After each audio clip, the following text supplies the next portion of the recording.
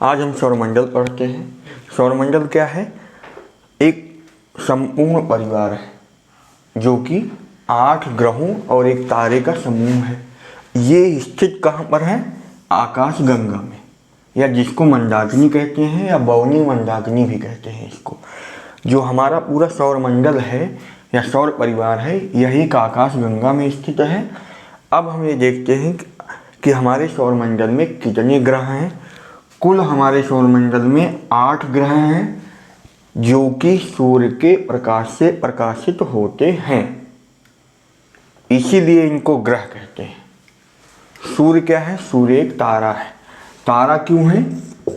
क्योंकि इसका स्वयं का प्रकाश है।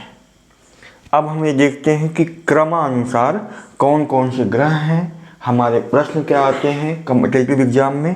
ये देखते हैं कि सूर्य के सबसे नज़दीक वाले ग्रह को बुध कहते हैं, इसके बाद है शुक्र, फिर है पृथ्वी, फिर है मंगल, फिर बृहस्पति, फिर शनि, फिर अरुण और वरुण। इन सभी ग्रहों की अलग अलग विशेषताएं हैं जो कि एग्जाम में पूछी जाती हैं। जैसे कि बुध की क्या ग्रह है? सूर्य के सबसे नज़दीक का ग्रह बुध है। और हमारा अगला प्रश्न पूछता है कि शुक्र जो ग्रह है सबसे गर्म ग्रह है। हमारे सौर परिवार में सबसे गर्म ग्रह कौन सा है? शुक्र है। इस ग्रह को सुबह का तारा और शाम का तारा या भोर का तारा और सांझ का तारा भी कहते हैं इसको। और ये देखते हैं कि पृथ्वी की बहन भी इसको कहा जाता है, क्योंकि पृथ्वी के समान कुछ विशेषताएं इसमें पाई जाती हैं। इसके बाद पृथ्वी है जिसको नीला ग्रह भी कहते हैं, इसको नीला ग्रह भी कहते हैं और अनोखा ग्रह भी कहते हैं। पृथ्वी के विषय में आगे हम अच्छे से और डिटेल में पढ़ेंगे। फिर इसके बाद ग्रह है मंगल।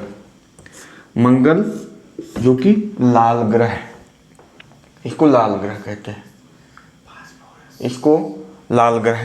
फास्फोरस की अधिकता के कारण इसमें इसको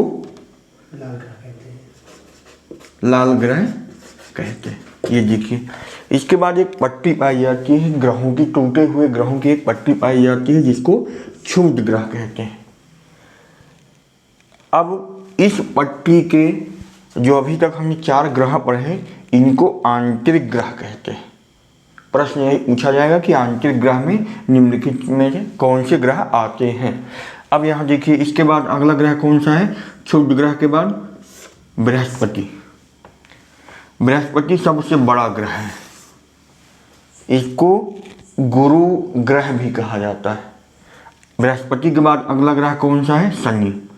शनि जो है दूसरा सबसे बड़ा ग्रह है और यह वलय युक्त, वलय क्या है? इसके तरफ जो एक छल्ला बना हुआ है इसको वलय कहते हैं, वलय युक्त ग्रह है। अगला ग्रह है हमारा अरुण जो कि लेटा हुआ ग्रह कहा जाता है। इसके बाद वरुण जिसको हरित ग्रह भी कहा जाता है, नीला ग्रह भी इसको कहा जाता है।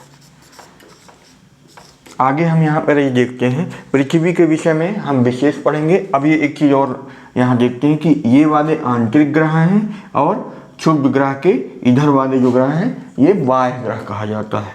विशेषताएं क्या हैं? अब ये देखिए, प्रश्न आपसे पूछा जाएगा इसमें कि निम्नलिखित में से सबसे गर्म ग्रह पूछा जा सकता है, लाल ग्रह पूछा जा सकता है, सबसे बड़ा ग्रह पूछा जा सकता है, द्वितीय वाला बड़ा ग्रह पूछा जा सकता है।